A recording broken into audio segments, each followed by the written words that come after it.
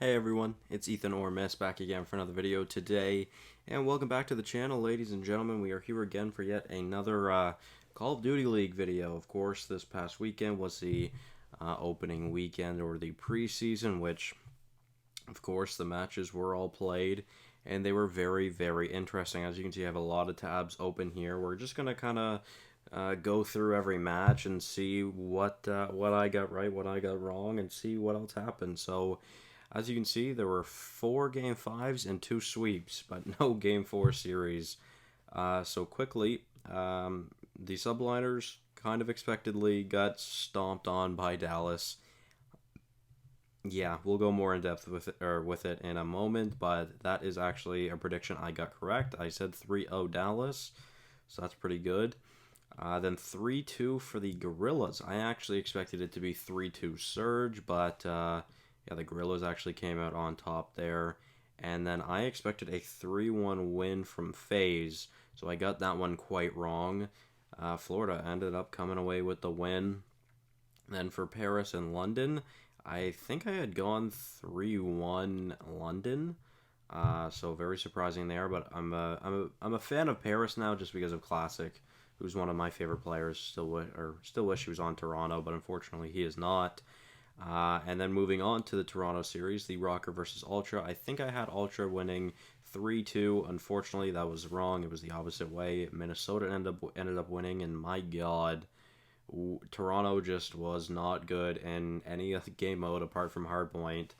And thank God for bans. And then the Thieves and Chicago, of course, played next. And a 3-0 from Chicago. I expected a 3-1 from Chicago, so ended up getting that one wrong. Pretty much getting every series wrong, apart from Dallas and Chicago. Well, the Dallas-New York series I got completely right, but then everything else was basically flipped around. I expected the other team to win, and then some of the matches were different. Of course, I got Optic winning as well, but I didn't get the match or the map count right. So, yeah, let's move on to what we're actually going to be focusing on in this video, which is, of course, the New York Subliners versus the Dallas Empire. So, well, every series from the kickoff, of course. But first off, the New York Subliners versus the Dallas Empire. So we're here on Breakpoint GG. So I'm going to send you guys, well, I'm not going to send it to you, but I'm going to have the link to this website in the description. This is a great website by EasyMac, Tactical Rab, and Lion Man, I believe. And I think maybe one other guy, but shout out to them. This website is great. So, yeah, of course, Dallas ended up winning 3-0. We've already gone over that, but let's take a look at the map count here. So, obviously, Game 1, Hardpoint Garrison, 250 to 192 for Dallas. It was a relatively close game, although, again, I just think Dallas is by far the better team here. And, I mean, Hardpoint looked like Dallas's worst game mode, because then, of course, you move on to Map 2, which was Search and Destroy, and a 6-2 win over the Subliners, which, again, just a dominant game. And then, again, moving on to Map 3, of course, there was only 3 maps, and another dominant game from the Empire. The control was very dominant, and one thing that really, really impressed me was how good Illy was. Illy was incredible over especially map 2 and 3. I mean, he just had so many clutches in both of those, which already highlights of the season from Illy. And of course, Shotzi was insane. 35 and 17 in the series with a 2.06 KD is massive. He was a plus 18 differential, which is crazy. And then you go take a look at the Subliners. Sadly to say, the best player on the team was DiamondCon, which this is his first time really playing against pros, so shout out to him. But Asim kind of left in the dirt. Mac and Clayster got put down, though. They were awful. Clayster really, really bad, and of course this was the big story heading into this series of how Clayster would want revenge and would want to go off this series to prove a point as to why Dallas shouldn't have dropped him, but he clearly did not do that. And I'm not saying Crim6 did any better, really, because if Crim had been on the opposite end and Clayster had been on this or on Dallas, who knows what that could have been like. But my God, that was just really not a great series from the Subliners, and they look very poor. But to be fair, they've only had about a week worth of practice together, so unfortunately, not much you can do about it for the subliners. Of course, we will get into the schedule upcoming here in a few minutes. Just a quick look at it. It is, let's go to stage one. So, of course, there's 5 stages this year. There are a bunch of different series. The home series are really weird. There's one in the first 2 stages, then there's 2 in the second stage, and then I think in the third stage and the fourth stage and fifth stage, there's 3 each week. So it's really weird, but either way, again, a very dominant series out of Dallas, and honestly, that is completely what I expected. Actually, you know what? Now that I'm looking at this, this is actually not the series stats. This is just the stats from Hardpoint. Here are the stats from SND, of course. Like I said, Illy was very, very good. And then you look at Control again. Illy was insane. So was Krim, though. He had a very good series overall. I wish I could see the stats for the entirety of the series, but I'm not seeing anywhere that I can. This is a brand new website, and this is a new website to me as well. So I'm just trying to kind of figure out where I can look at this. You know what, I'm not gonna go on midnight. Thank you though. Yeah, unfortunately I'm not too sure, but either way, I mean, just an insane series from the Dallas Empire, of course. And really, what else do you expect? Again, like Shotzi, pretty fine in S&D and pretty fine in the third game mode. He's just so dominant at hardpoint for some reason. Like, he's just insane at hardpoint. Obviously, the 35 and 17.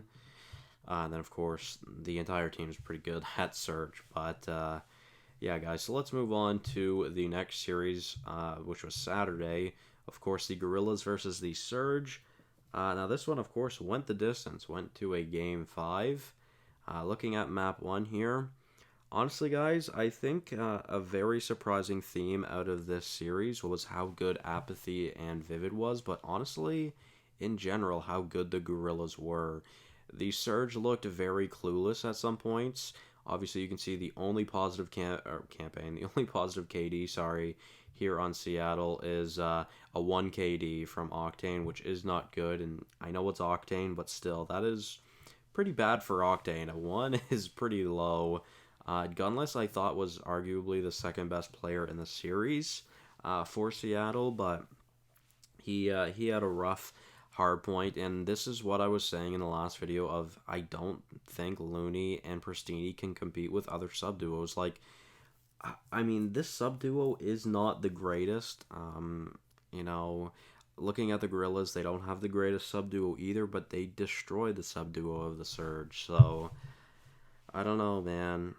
I still really don't have that much faith in Surge, or in the Surge, just because of their sub-duo. Their supporting cast is great. It really is. It just depends on whether they can collect. Now, then you go to Search and Destroy, which was arguably the best game mode for the Surge, where Pristini went off. He had a great S&D, so did Octane, so did Looney, so did Gunless. But of course, you would kind of expect this team to be better at Surge, but you would also expect this team to be good at Respawn, where they got really destroyed in Hardpoint. And in Control, of course, was a close game, but no one really played that well in the Search for the Gorillas. Yeah, just some pretty bad stats all around. Assault really struggled with out of 1 and 8, which is not good. But then you look at Game 3, which was a crazy game. Apathy went off, and Apathy was so good this entire series. Obviously, 39 and 25 in the Control, which is a very, very good scoreline. And yeah, this was a pretty even game. Honestly, surprised the Surge ended up coming away with this win, just because I thought the LA looked better in this series, but the Garrison Control setup is very interesting, and it's very hard to break when you're on offense, especially trying to get through bricks or green. So yeah, again, a pretty interesting map, but Seattle ended up taking it to give them a 2-1 lead in the series. Then you move on to Moscow HP, which was, I think, the first time we've seen Moscow. And pretty even games out of both teams. No one really did particularly well apart from Pristini, where Pristini just really struggled in map one, and then he wasn't that bad for the rest of the series, I don't find. But he was arguably the best player of that map, and of course, obviously, Seattle ended up taking the L, but that was a very close game, 250 to 234. You can see these teams are pretty evenly matched. Apart from that first hard point, the rest of this series was pretty close. So obviously a 6-3 win on map 2 for the Surge, then a 6-3 win on Garrison and map 5. So they obviously split search and destroy or the search maps 9-9 for the round count. So that's a pretty even team, or pretty even teams. And then you move on to game 5, where Apathy again just took over. But in this one, it was very different. This Garrison search, Seattle looked pretty clueless. I'm not gonna lie. Gunless had a very good map, but Octane and Pristini just couldn't get anything going. I remember watching this, and yeah, I mean, you tell Apathy and Vivid were just having fun. Like Apathy in the vents, and Vivid like top green, like bricks area. He was just really, really good, and unfortunately, the Seattle Surge just could not compete with them. So let's move on to the next series, which I think this one shocked a lot of people. Of course, Atlanta FaZe ended up losing, which I did not really expect, and I don't think a lot of people expected. Florida Mutineers ended up coming away with the win, and I think arguably the best player in this series for Florida was Neptune. It was very surprising. Neptune was very, very good. You look, he had the best KD in map 1 on the Mutineers, and obviously the hard point was pretty close for what this looks like, because Florida did not play very well, where the Atlanta FaZe played very well, and it's very surprising that they ended up doing so bad, or that the Mutineers ended up doing so bad. They were just able to keep it close, which is kind of why, or this is kind of similar to how Atlanta played last year. They were very good in every game mode, but they were, I don't know, they were very kill heavy and not very break heavy, if that makes sense. Like, this team could break a hill at pretty much any given moment, but for some reason, the skill on Atlanta just always fails at some points, which it's hard to explain this, because there's obviously tons of talent on this team, but the brain just isn't always there for Atlanta, because Atlanta can basically face most of their issues by outgunning opponents, because these four, especially Abizi, Celium, and Sim, nothing against Arcides, but those four can absolutely pretty much outgun anyone in the league. So it's a pretty easy and common issue for a team so good to have so much skill but lack so much, I don't know, like composure, you could say. So of course FaZe ended up winning map 1, and they ended up losing map 2 in a round 11, which was pretty crazy. It was a pretty crazy game. Sucks to not see Simp sniping, I'm not gonna lie, but Skies was just insane this game. Dropped 15 on Atlanta, which was obviously very, very crazy. Slacked didn't really do much, but the rest of the team really picked up the weight for where Slack fell off. So this was a pretty, I don't know, I feel like this was more of a one-sided game than it looks. Round 11, but I feel like the Mutineers just threw away a few rounds that they shouldn't have. I think this should have been more of like a 6-3, but then again, of course, it was around 11. And then you move on to control of map number 3, where Atlanta ended up taking the map and ended up taking the lead in the series. And Atlanta seemed to really heat up in map 3 here, guys. So I'm pretty surprised they ended up losing, because after map 3, it really looked like Atlanta was just going to take off. Now, obviously, Simp and Arceus going negative, where Abizi and Celium were insane that map. Neptune, again, like I said, arguably the best player from Florida over the series. But yeah, moving on to map 4, Crossroads was a pretty good map for Florida. They destroyed Atlanta, almost put them in the 100-point club. The only positive player was Arcides. Everyone else was a negative. by quite a long shot. Simp not as far, but Selim and Abizi went negative. And of course, you look on the other side of things. You look at Florida, where Neptune again, the highest KD from the Florida Mutineers, and Skies right there with them. Skies was pretty solid throughout this entire series, and Awakening and Slack, you know what, it was pretty quiet from them, but they were good when they needed to be. And of course, you move on to you move on to Game 5, where it was a much more dominant game for Florida, and they take the win, and they take the series 6-3. So yeah, pretty interesting series, a long one. I didn't expect it to go to a Game 5, and like I had mentioned, and I had to guess that Atlanta was going to be the team to move on, or to take the win, I should say. So moving on to the Battle of EU, Paris ended up winning 3-2, which, like I said, I believe I had the Ravens winning 3-1, but this was a pretty interesting series. Scraps really struggled, which was surprising because Scraps obviously coming into the series with a brand new team against the team that dropped him. You would have thought, similar to Clayster, they would have came in hot, but it wasn't really the case. So Scraps didn't have a bad map one, but Aqua had an insane series. Aqua was incredible. Classic even, of course. 33-18 is a tremendous map out of Aqua. 22-20 from Fire. He had a pretty good debut. And then Scraps, 26-24, not too bad. Then you look on the other side of things. Zero really struggled, and Alex really struggled. So, I don't know. I feel like both of these teams were just kind of mixed together at some point. Like, it seems like both of the teams were kind of lost on the map.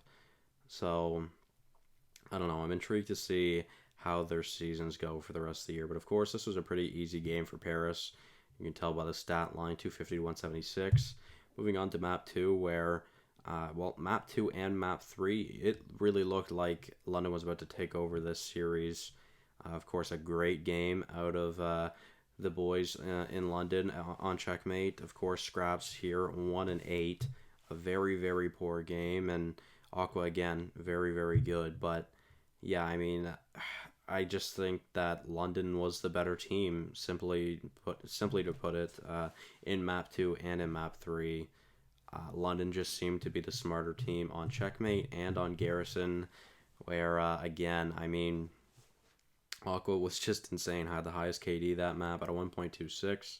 He actually had the second highest KD behind Dylan at a 1.33. But Scraps, again, 9-19 is not very good. And, of course, they got swept in that game. A 3-0 sweep from the Royal Ravens. And, again, the Ravens just looked like the better team on that map. And, like I said, it looked like London was about to fly away with this series. But Paris brings it back and wins another hard point in a pretty similar scoreline. Scraps really brought that one back, brought the series back a little bit, and he played much, much better in map 4. But then you go to map 5, and honestly, Scraps didn't play that great again, but I mean, Fire, Classic, Aqua, all really stepped up. Classic had some great, great plays in that Miami search. It was really, really good seeing him do good. And of course, like I said, I really wanted Classic to stay on Toronto, but unfortunately it didn't work out. So yeah, either way, guys, I mean, pretty damn interesting series, I'm not gonna lie. So now let's move on to the Toronto-Minnesota series, which this one was pretty interesting. Of course, Toronto taking both of the hard points, one of them being very close and one of them being very, very dominant, where then you go to search. They were pretty close games. You kind of expect Toronto to still be a good search team, but unfortunately they weren't too great at some points, but they got destroyed in controls, which we'll go to that in a moment. But of course, Bants, you cannot talk about this series without Bants. 37-22 in map 1 and 33-18 in map 2. That is crazy. He literally went 70-40 in the 2 hardpoint maps, which is a crazy KD. And Methods seemed to really struggle for the most part of the series, but honestly, this Rocker team looks way better than I anticipated them to be. Accuracy looked very good. Major Maniac looked incredible, especially in Search and Destroy. Priesta is an all-star, as well as Major Maniac. And Attach was Attach. He was still very good and very serviceable. So, Uh, Honestly, a little surprising that Minnesota ended up losing this game because you look at the stats, Minnesota was definitely the better team. But my God, like 17 and 31 from Kleenex and 17 and 27 from Methods is very bad, especially that being one of your main subs and your main AR. So it's honestly a wonder that Toronto ended up winning that map. But moving on to map two, a much different, a much different map. Bance then goes very negative, where everyone, well, the roles basically swap. Cammy and Bance were positive to negative, while Methods and Kleenex go from negative to positive, where honestly you'd kind of expect Kleenex and Methods to be better in respawn, while Bance and Cammy to be better in search, but that wasn't really the case. But of course, like I said, Major Maniac was insane at Search and Destroy this series, 12 and 4 in map 1. And then moving on to map 3 again, guys. Like I said, like Toronto got dominated, to put it quite simply. 8 and 14 from Bance, 10 and 13 from Methods, which was the best KD. 9 and 16 from Cammy, and 6 and 16 from Kleenex. Kleenex seemed to really struggle for the most part of this series. Where you look at the other end of things, attached with a 17 and 7 KD, accuracy with 17 and 6. Accuracy actually has the highest KD in control from the kickoff. But my God, like that just was not a good map. Watching that, but I remember watching it, and ooh, yeah, it did not look good for Toronto after that. But then they redeemed themselves in a very dominant game four and a very dominant hardpoint. So yet again, another game. Methods goes negative, but again, Bance just insane in hardpoint this year so far. It's been crazy. And Cammy and Kleenex were both there. We're both there, not too far behind of Bance. But you look at the other side of things, Attach, really the only player to have not struggled in that map 4, where the rest of the team did, this is just where it proves how good of a hardpoint team Toronto is, where at this point I think they need to get their search better and not even really worry about control, because if you can win the first two maps then lose map 3, then you still have two more chances in two modes that you're very good at. But yeah, Toronto just needs to improve in search, really. And then you go to game number 5, of course, again, Major Maniac and Priest, the FaZe boys. You, as you kind of expect, kind of carry accuracy and attached to the series, but Major Maniac was insane in Search and Destroy, and without Major Maniac, I don't think Minnesota would have won this series, to be honest, just because of the search, his performance in the searches alone. So let's move on to the final series, which was a sweep over the Los Angeles Thieves. Of course, Chicago was very, very good. You look at T2P, they were a very, very good duo, and of course Dashi, an insane game 1, and a very dominant hardpoint, which, of course, I don't know if you guys knew, but the last scrims, like the week before the kickoff, Optic was insane. They were very, very good. So a 29 and 18 KD from Scump in map 1, a 28 and 20 from Formal, and a 23 and 14 from Dashi. 3 very good KDs. Envoy didn't really do that great, but to be fair, his teammates did so much, he didn't really have to do much. And then you look at the other side, the best KD was Kenny at 20 and 23. Slasher didn't play good, TJ played very poorly, and Temp played very poorly. So this was just a dominant map from Optic. And then you move on to map number 2, which was a much closer game. I think at one point it was like 5-2 or something for Optic, but LA ended up bringing it back a little bit. And of course, Envoy, as you'd expect, the search star for Optic, and similarly on the other side, TJ, the search star you'd expect. He had a very good search, but the rest of the series wasn't all that great. But again, this was a pretty even series. Formal didn't do that much, but the rest were all very good. And Scump continues his performance off good searches like he did last year, where Scump was one of the best search players of MW, to be honest. And you move on to map number 3, a very dominant game from Chicago, of course. A 3-0 over the Thieves and a 3-0 sweep in the series. Scump even. Formal 27 and 22, very good. Envoy 21 and 20, which was very good. He was insane. He was just always keeping LA in their spawn. I remember watching it. It was just insane how good Envoy was playing, and Dashi was very good as well.